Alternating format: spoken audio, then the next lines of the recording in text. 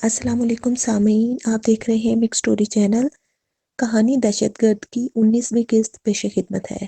بابا صاحب کا بس نہیں چلتا تھا کہ اپنے سامنے بیٹھے دونوں گدھوں کی بوٹیاں نوچ کر کھا جائے۔ اسے بننے بھائی کی خبر اس حادثے سے بمشکل چند منٹ بعد ہی مل گئی تھی، جب تحریک کے ایک ذمہ دار نے کسی اہم کام سے بننے بھائی کے ہاں فون کیا اور اسے متعدد مرتبہ فون کرنے پر بھی کوئی جواب موصول نہ ہوا تو اس کا ماتھا ٹھنکا۔ اپنے شکوک کی تصدیق کے لیے جب وہ ذمہ دار تحریک گنڈوں کی ایک کھیپ لے کر رات دیر گئے بننے بھائی کی رہائش گاہ پر پہنچا تو 3 لاشیں منہ کھولے ان کی منتظر تھی۔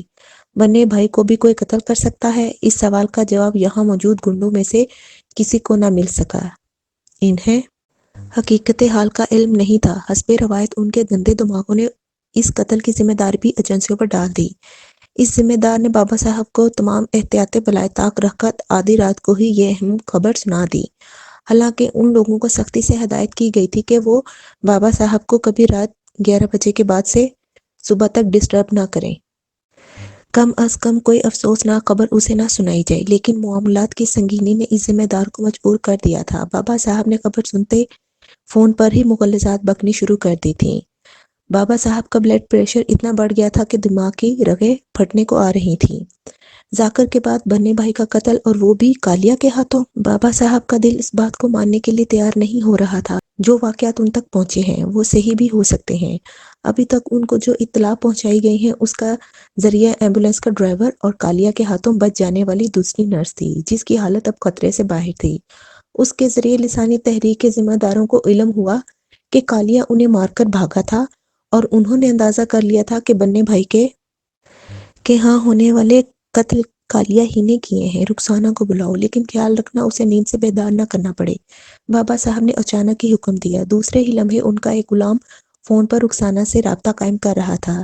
اس نرس نے بابا صاحب کو اطلاع دی تھی کہ اس نے رخسانہ اور سغرا کو بننے بھائی کے ہاں عارف میاں کے ساتھ دیکھا تھا۔ سغرا کی لاش وہاں موجود تھی، جس کا مطلب تھا کہ رخسانہ اور عارف میاں زندہ ہے۔ عین ممکن ہے انہیں اغوا کر لیا گیا ہو۔ یہ خیال ذہن میں آتے ہی بابا صاحب نے اپنے چہیتی سیکرٹری رخسانہ سے رابطے کا حکم دیا تھا۔ صرف رخسانہ ہی ایسی تھی جس کے متعلق بابا صاحب کے نزدیکی ساتھی برملا یہ بات کہہ سکتے تھے کہ وہ بابا صاحب کی کمزوری ہے۔ ان کے آستانے پر پہنچنے والے عمال حکومت کے دلوں کی دھڑکنیں بابا صاحب کے موڈ کے اتار چڑھاؤ کی محتاج رہا کرتی تھیں۔ اگر دوران گفتگو بابا صاحب کو کسی بات پر غصہ آتا تو مخاطب کو اپنی دھڑکنیں بے قابو ہوتی محسوس ہوا کرتی تھیں۔ بابا صاحب کے لیے کسی بھی بڑے یا چھوٹے حکمران کو ڈانٹ پلا دینا معمولی سی بات تھی۔ لسانی تحریک کے بڑے بڑے لیڈروں کو وہ گالیاں دے کر مخاطب کیا کرتے تھے، لیکن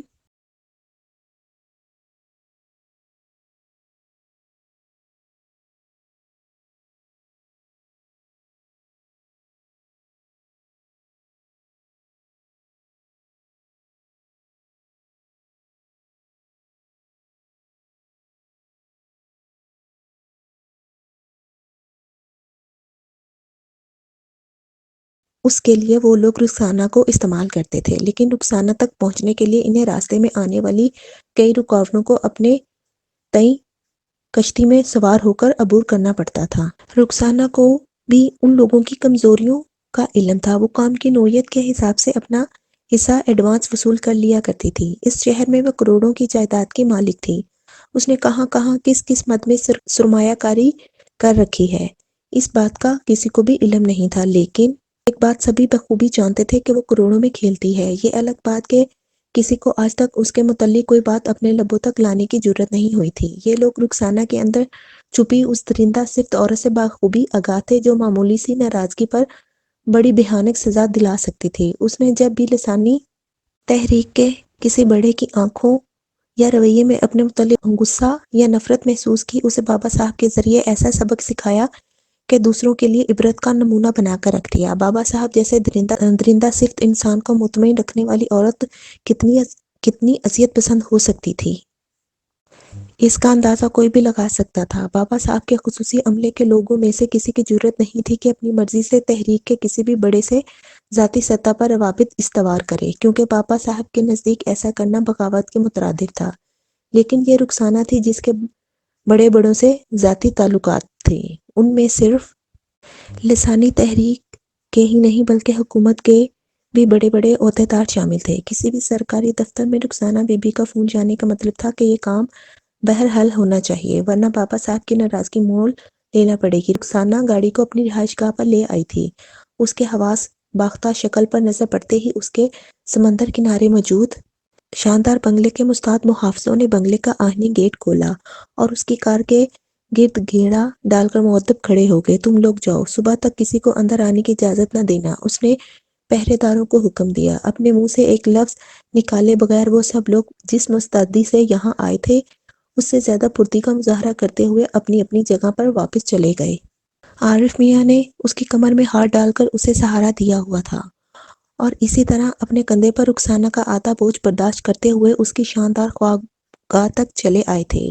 عارف میاں نے اس سے پہلے اس بنگلے کو دور سے ہی دیکھا تھا۔ تحریک کے بہت سے لوگوں کی طرح اسے صرف اس بات کا علم تھا کہ یہ بابا صاحب کی سیکرٹری رخسانہ کا بنگلہ ہے، اس کے علاوہ کچھ نہیں جانتا تھا۔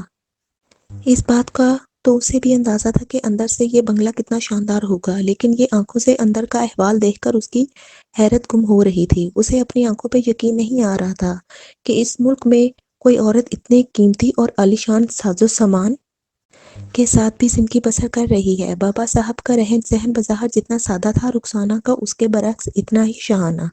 اپنے کمرے میں پہنچتے ہی اس نے سب سے پہلے سرہانے رکھے انٹرکام پر اپنی سیکرٹری سے رابطہ کیا تھا۔ میں جب تک خود بیدار نہ ہو جاؤں کوئی کال نہ ملانا، مختصر سا پیغام دے کر اس نے فون رکھا اور اپنے شاندار پلنگ پر بے دم سی ہو کر لیٹ گئی۔ بیٹھو، اس نے عارف میاں کو ہاتھ کے اشارے سے کہا۔ 3-4 گہرے سانس لینے کے بعد وہ اٹھ کر بیٹھ گئی۔ اف میرے خدایا، میرا تو دل ابھی تک ڈوبا جاتا ہے۔ خدا کی پناہ مجھے تو اپنے زندہ رہنے پر یقین نہیں آ رہا۔ اس کی آواز میں گھبراہٹ کا عنصر نمایاں تھا۔ آپ آرام کیجئے، میں آپ کے لیے جوس وغیرہ منگواتا ہوں اور ٹرینکولائزر لے لیجئے، آپ کے لیے آرام کرنا ضروری ہے۔ عارف میاں اس پر بچھے جا رہے تھے۔ اسے یقین تھا کہ لسانی تحریک کی طرف سے اس قتل عام کی تفتیش پر کسی بھی کمیٹی کے عتاب سے اسے صرف رخسانہ بچا سکتی تھی۔ این ممکن تھا وہ انکوائری کمیٹی میں کسی بھی گھاک ممبر کے نزدیک اپنی کسی غیر معمولی حرکت پر مشتبہ ٹھہر جاتا۔ یہ بھی ممکن تھا کہ وہ لوگ اسے محض اس لیے زندہ نہ رہنے دیتے کہ وہ ایک بڑے حادثے کا عینی شاہد ہے۔ عارف میاں نے 5-9 میں لمبا عرصہ گزارا تھا۔ وہ جانتا تھا کہ کالیہ کے ہاتھوں زندہ بچ جانے والی زندہ درگور نرس کی سانسوں کی ڈور تب تک بندھی ہے جب تک اس معاملے کی تحقیق میں اس کی ضرورت پیش آ سکتی ہے، جس کے فوراً بعد تحریک کی بقا کے لیے اس کی قربانی دے دی جائے گی۔ یہ سلوک اس کے ساتھ بھی کیا جا سکتا تھا۔ ان جرائم پیشہ درندوں کے درمیان زندگی کی ضمانت کیا تھی؟ کسی بھی لمحے اسے رازداری قائم رکھنے کے لیے کتے کی موت مارا جا سکتا تھا۔ آئے روز اس شہر کے گلی کوچوں میں لسانی تحریک کے وفاداروں کی جو لاشیں برآمد ہوتی تھیں، ان میں سے بعض ایسے بھی ہوتے تھے جنہیں بابا صاحب کے حکم پر ہی ایک بڑے جرم میں حصہ لینا پڑتا تھا اور بابا صاحب کے حکم پر ہی پھر انہیں رازداری کے تحفظ کے لیے قتل بھی ہونا پڑتا تھا۔ کیا سوچ رہے ہو؟ اچانک ہی رخسانہ نے اسے چونکا دیا۔ جی کچھ نہیں، اس کو کہنے کے لیے کوئی ڈھنگ کی بات نہیں سوچ رہی تھی۔ رخسانہ نے چند منٹ بعد ہی خود کو حیرت انگیز حد تک نارمل کر لیا تھا۔ میں جانتی ہوں تم کیا سوچ رہے ہو، لیکن میں تمہیں یقین دلاتی ہوں کہ میرے جیتے جی کسی کو تمہاری طرف میلی نظروں سے دیکھنے کی ہمت نہیں ہوگی۔ عارف، تم نے میری جان بچائی ہے، اگر تم نہ ہوتے تو وہ پاگل کتا مجھے بھی مار ڈالتا۔ میں زندگی بھر تمہارا یہ احسان نہیں بھولوں گی، تم میرے محسن ہو۔ شاید قسمت نے مجھے اسی لیے تم تک پہنچایا تھا کہ تم میری زندگی بچا لو۔ یہ ٹھیک ہے کہ میں کالیوں کو زمین کی 7ویں تہہ سے بھی ڈھونڈ نکالوں گی اور اسے ایسی موت نصیب ہوگی جس کا تصور شاید اس شہر میں کسی نے نہ کیا ہوگا، لیکن اس لمحے وہ میری جان بھی لے سکتا تھا، اس بات سے میں بخوبی آگاہ ہوں۔ تم اطمینان سے لیٹ جاؤ۔ یہ کہتے ہوئے اس نے عارف میاں کو اپنے پلنگ پر اپنے قریبی بازو کو ہلکا سا کھینچ کر لٹا دیا۔ تھوڑی دیر بعد عارف میاں خود اب نارمل ہونے لگے۔ کچھ دیر پہلے جو گھبراہٹ رخسانہ پر طاری تھی اب ان کے ذہن پر سوار ہونے لگی تھی۔ انہوں نے زندگی میں کبھی سوچا نہیں تھا کہ بابا صاحب کی سیکرٹری ان پر اتنی مہربان ہو جائے گی کہ اپنا آپ ہی نچھاور کرنے پر تل جائے۔ رات دیر گئے تک رخسانہ عارف میاں کے احسان کا بدلہ چکاتی رہی۔ صبح عارف میاں کی آنکھ اس کے بستر پر کھلی۔ رخسانہ وہاں موجود نہیں تھی۔ تھوڑی دیر بعد وہ واپس لوٹی تو خاصی نکھری نکھری اور مطمئن دکھائی دے رہی تھی۔ رات والی پریشانی کا دور تک نام و نشان نظر نہیں آ رہا تھا۔ اس نے عارف میاں کی رہنمائی بھی خود ہی باتھ روم تک کی اور اس کی واپسی پر اس کا استقبال ناشتے کی میز پر کیا۔ بابا صاحب کا فون آیا تھا۔ اس نے ٹوسٹ کو مکھن لگا کر عارف میاں کی طرف بڑھاتے ہوئے کہا، خیریت؟ عارف میاں کا دل دھک سے رہ گیا۔ ہاں، میں نے انہیں تمہاری بہادری اور تحریک کے لیے جانساری سے آگاہ کر دیا ہے۔ بہت خوش ہو رہے تھے بابا صاحب۔ ہم ابھی تھوڑی دیر بعد ان سے ہی ملنے جا رہے ہیں۔ تحریک کا کوئی بھی ذمہ دار اگر تم سے کچھ پوچھنے کی کوشش کرے تو اسے سختی سے ڈانٹ دینا، رخسانہ نے اس کی تسلی کرواتے ہوئے کہا۔ میں آپ کا شکریہ کس منہ سے ادا کروں؟ عارف میاں رخسانہ پر بچھے جا رہے تھے۔ اس منہ سے، رخسانہ نے کہتے ہوئے ایک عجیب سی حرکت کر دی۔ تھوڑی دیر بعد ہی وہ بابا صاحب کے آستانے پر موجود تھے۔ رخسانہ بی بی کی شکل پر نظر پڑتے ہی وہاں موجود بابا صاحب کے ذاتی عملے کے لوگوں کی نظریں جھکتی چلی جاتی تھیں۔ وہ رخسانہ کے ساتھ ہونے کی وجہ سے عارف میاں کو بھی اتنا ہی احترام دے رہے تھے۔ بابا صاحب کے جس کمرے کی طرف رخسانہ اسے لیے جا رہی تھی وہاں کوئی پرندہ پر بھی نہیں مار سکتا تھا۔ بابا صاحب کی خوابگاہ میں کسی کو قدم رکھنے کی مجال نہیں تھی۔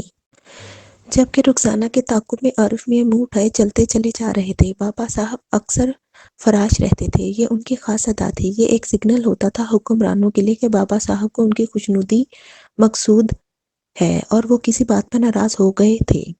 ان کا طبی معائنہ کرنے کے لیے بھی خصوصی میڈیکل ٹیم مقرر تھی، جن کے تمام ارکان لسانی تنظیم کے جانثار تھے۔ بابا صاحب کی خوابگاہ میں قدم رکھتے ہی ایک لمحے کے لیے عارف میاں کو اپنی ریڑھ کی ہڈی میں سنسنی کی لہر دوڑنے کا احساس ہوا۔ بابا صاحب ایک آرام دہ تخت پوش پر ٹانگیں پسارے بیٹھے تھے۔ تنظیم کی ایک رضاکارہ بڑے خشوع و خضوع سے ان کے پاؤں دبا رہی تھی، جبکہ دوسری ان کے چرنوں میں پاؤں پسارے بیٹھی تھی۔ چلو تم لوگ، انہوں نے رخسانہ کی صورت دیکھتے ہی رضاکاروں سے کہا۔ دونوں نے قریباً جھکتے ہوئے رخسانہ کو آداب کیا اور الٹے قدموں کمرے سے باہر چلی گئیں۔ آؤ عارف میاں آؤ، بڑی تعریف کی ہے تمہاری رخسانہ نے بھی، بڑے زبردست آدمی معلوم ہوتے ہو۔ بابا صاحب نے اتنی بے تکلفی سے عارف میاں کو مخاطب کیا تھا کہ اسے اپنے کانوں پر یقین نہیں آ رہا تھا۔ بابا صاحب، اگر کل یہ نوجوان اپنی جان پر کھیل کر میری جان نہ بچاتا تو… ارے چھوڑو رخسانہ جی، ہمارے جیتے جی کوئی تمہارا بال بیکا نہیں کر سکتا۔ بابا صاحب نے اس کی بات راستے ہی میں کاٹ دی۔ تم ذرا چائے وغیرہ کا بندوبست کرو، انہوں نے رخسانہ کو حکم دیا۔ رخسانہ نے تسلی دینے والی نظروں سے عارف میاں کی طرف دیکھا اور باہر چلی گئی۔ کیا ہو گیا تھا اس سالے کالیے کو، کتے کے پلے کی یہ مجال مجھے تو یقین نہیں آ رہا۔ ارے بنے بھائی کو مار ڈالا، یہ کیا ہو رہا ہے؟ شہر میں قیامت کیسے نہیں آ جاتی؟ پہلے ذاکر مارا گیا اور اب بنے بھائی، اف میرے خدایا! بابا صاحب نے عالم وحشت میں 2 مرتبہ اپنی اینک اتار کر دوبارہ ناک پر جمائی تھی۔ اس درمیان ان کے چہرے پر بنتے بگڑتے تاثرات اس بات کی نشاندہی کرنے کو کافی تھے کہ وہ غصے سے باولے ہو جا رہے ہیں۔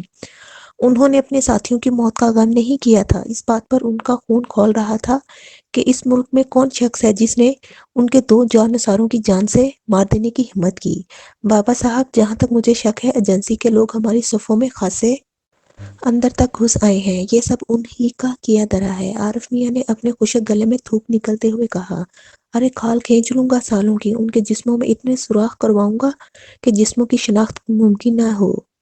ڈھونڈو ڈھونڈو ان غداروں کو اور ایک ایک کر کے مار ڈالو۔ جاؤ، تمہیں کھلی چھٹی دے رہا ہوں، کسی سے اجازت کی ضرورت نہیں۔ ان کے جسموں سے پاؤ پاؤ گوشت اتار کر تڑپا تڑپا کر مار ڈالو۔ کیا ہوا کیا تھا؟ کیسے ہوا؟ مجھے بتاؤ مجھے، میں سوچتا ہوں کچھ، مجھے ہی کچھ کرنا ہوگا۔ باقی تو سالے سارے یاشیوں میں پڑ گئے ہیں۔ بابا صاحب کی وحشت دیدنی تھی۔ کبھی وہ اپنے سر کے بالوں میں زور زور سے انگلیاں چلاتے، کبھی دائیں اور کبھی بائیں ہاتھ کو جھٹکا دیتے اور کبھی اینک اتار کر اچانک اپنے ہاتھ میں پکڑتے پھر ناک پر جما لیتے۔